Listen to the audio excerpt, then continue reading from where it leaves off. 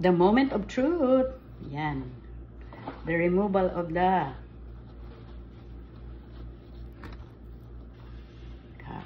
yan. Kung ikaw ay isang person lang, at gusto mong kumain ng bake, hindi mo kailangan gumamit ng oven. Kung may microwave ka naman, it's pwede. Ayan. Sa nakikita nyo, ayan, ready na siya. So, we're going to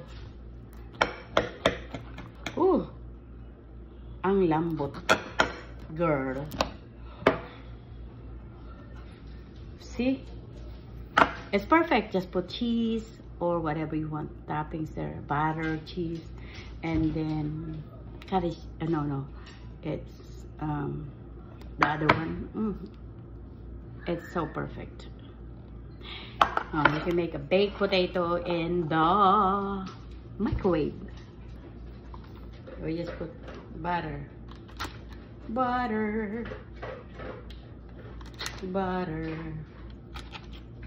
butter, and butter. Ako lang kakain ko. Lunch ko to. This is my lunch. Tinatamad akong kumain ng kanin kasi iniisip ko magluluto pa ako ng ulam.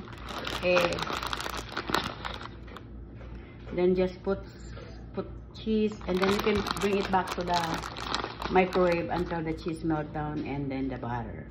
See? The butter. You can put it in the microwave until the cheese melt down. Again.